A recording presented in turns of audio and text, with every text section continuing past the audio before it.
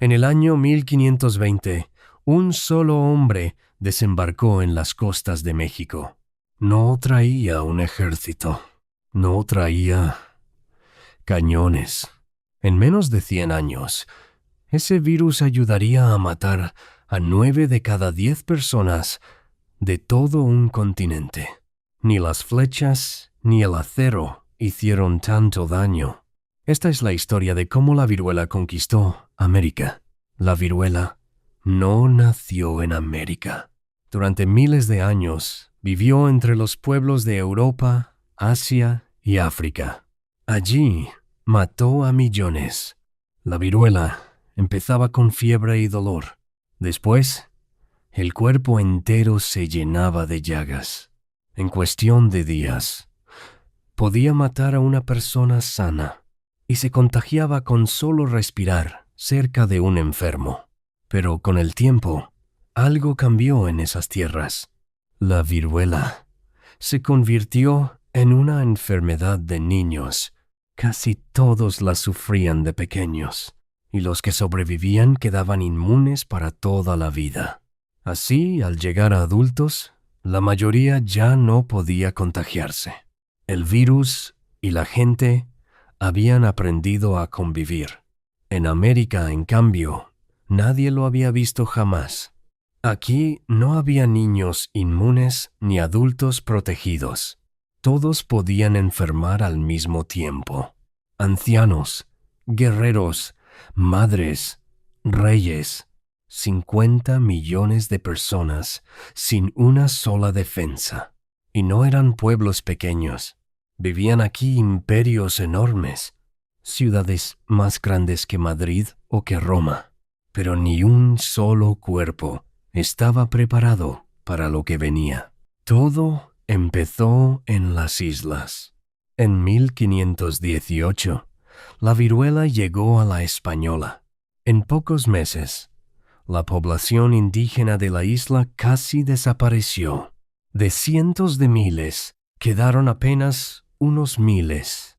Luego el virus saltó a Cuba, y en Cuba esperaban los barcos que iban a un lugar mucho más grande. El virus estaba a punto de tocar tierra firme. En 1519, Hernán Cortés llegó a México, pero el arma más mortal no vino con él en ese primer viaje. Vino un año después, en 1520, con otra expedición. Entre esos hombres, uno estaba enfermo de viruela. Desde ahí, el virus avanzó tierra adentro. Cuando llegó a Tenochtitlán, la ciudad tenía más de 200,000 habitantes. Era una de las ciudades más grandes del mundo. Entonces la viruela entró en ella. Los que lo vivieron dejaron su testimonio. Contaban que los enfermos se cubrían de llagas de pies a cabeza. No podían caminar. No podían moverse. Muchos ni siquiera lograban levantarse para buscar agua. Cuando todos se enfermaban en una misma casa, no quedaba nadie para cuidar a nadie. Y así, muchos no murieron por el virus, sino de hambre y de sed en sus propias camas. El propio emperador, Cuitláhuac, murió por la viruela. Los defensores morían, sin que ningún enemigo los tocara. Y mientras la ciudad se derrumbaba por dentro, los españoles esperaban afuera. En 1521, Tenochtitlán cayó, no solo por las armas, también por la enfermedad. Aquí ocurre lo más asombroso de esta historia. El virus no esperaba a los españoles. Iba por delante de ellos. Desde el Valle de México, la viruela bajó hacia el sur. Cruzó selvas y montañas, de pueblo en pueblo. Llegó a los Andes, años antes de que Francisco Pizarro pusiera un pie allí. El imperio inca era enorme y estaba en su mejor momento. Entonces llegó el virus. El emperador Huayna Cápac murió, y también murió su heredero. Sin un sucesor claro, el imperio se partió en dos. Estalló una guerra civil entre Atahualpa y Huáscar. Los dos hermanos se destrozaron entre sí. Y justo cuando el imperio estaba más débil, llegó Pizarro. Con menos de 200 hombres, conquistó a millones. El virus había hecho el trabajo primero. ¿Cómo pudo viajar tan rápido y tan lejos? La respuesta está en los propios pueblos de América. Mucho antes de los europeos, el continente ya estaba conectado. Había caminos, mercados y rutas de comercio por todas partes. La gente viajaba, comerciaba y se visitaba entre pueblos. Y por esos mismos caminos viajó también el virus. De persona a persona, de aldea en aldea, sin detenerse nunca.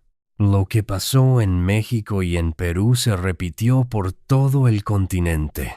Ola tras ola, la viruela volvió una y otra vez, y casi siempre viajaba por delante de los europeos. En 1539, el explorador Hernando de Soto recorrió el sureste de Norteamérica. Encontró una tierra llena de pueblos y campos a lo largo del río Mississippi. Eran señoríos poderosos, con miles de habitantes cada uno. Pero cuando otros europeos volvieron a esa región, más de un siglo después, casi todo había desaparecido.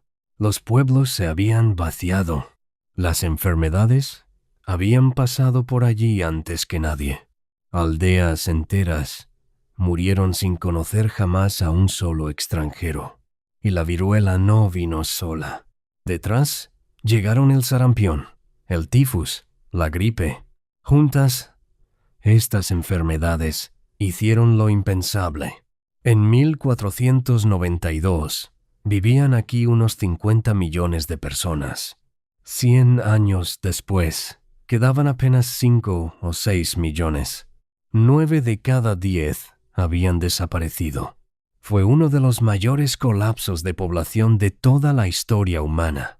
La conquista de América no se decidió solo con espadas. Se decidió, sobre todo, con un enemigo invisible, un virus que los conquistadores ni siquiera sabían que llevaban. Los europeos sobrevivieron porque habían convivido con él durante siglos. Los pueblos de América no tuvieron esa oportunidad. No fue destino. No fue superioridad. Fue un accidente biológico que cambió el mundo para siempre. Si esta historia te sorprendió, este canal es para ti. Aquí, cada semana, un mapa cuenta cómo el mundo llegó a ser lo que es